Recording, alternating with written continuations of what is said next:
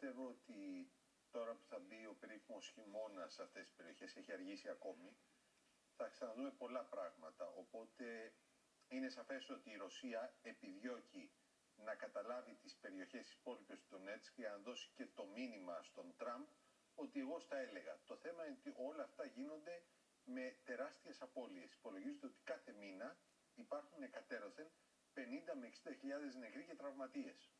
Και το λέμε αυτόν τον αριθμό διότι υπολογίζουμε πόσες είναι οι καινούριες κατατάξεις στο στρατό. Αυτό σημαίνει ότι αυτές είναι απώλειες, νεκροί, τραυματίες. Είναι τεράστια αριθμοί.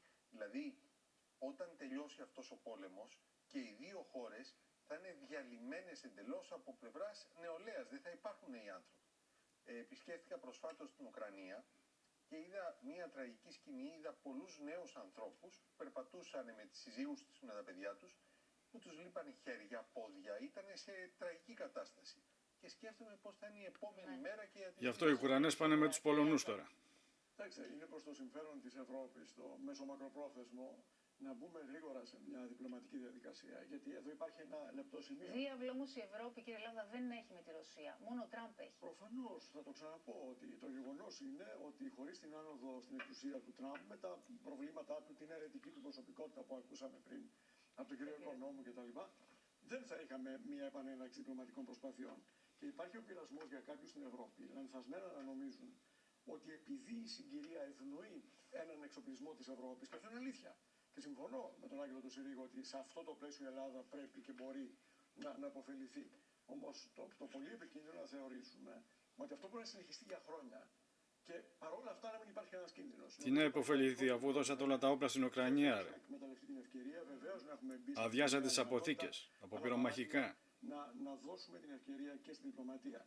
Είναι ευχής έργο, το λέω προκλητικά επίτηδες, ότι ανέλαβε η Προεδρία Τραμπ. Διότι θέλει για διάφορους λόγους να το τελειώσει κλείσει. τον πόλεμο. Και αν δεν κλείσει, σαφώς ο μέγας κίνδυνος είναι να μην παραμείνει ο υιοθετημένος ο πόλεμος. Και να πάμε υπνοβατώντας σε μια θα έχουμε. Αυτό είναι το πιο επικίνδυνο. Ναι, αλλά δεν είναι πλέον αδύνατο, έτσι. Δεν είναι αδύνατο. Και είναι και τρομακτικό που το συζητάμε. Αλλά πάμε σε πυρηνικό πόλεμο. Καιρό ακόμα από ό,τι φαίνεται τώρα στο Ουκρανικό πόλεμο. Να ευχαριστήσω εσάς, κύριε Λάμδα, που ήσασταν μαζί μας. Καληνύχτα. Κύριε Συρίγο, ευχαριστούμε πολύ. Κύριε Μαρτζούκο. Ευχαριστώ και εγώ. Ευχαριστούμε βεβαίως και τους ανταποκριτές μας, τον Θανάση Ευγερινό στη Μόσχα, τη Μαρία Ρόνε στις Βρυξέλλες, τη Μαρία Ζαχαρή. Πάλι σας τα είπε ο Ευγερινός. Φυσικά τον Παντελή Βαλασόπουλο στο Βερολίνο και τη Καλά, άλλος Γερμανόφιλος. Εμείς, Μαρία και Αργύρη, ραντεβού την επόμενη Τρίτη εδώ στο Status Quo με όλες τις εξελίξεις εντός και εκτός βέβαια. Αμερικανάκια. Σε όλους. Ποιο Αμερικανάκια πεθαίνετε.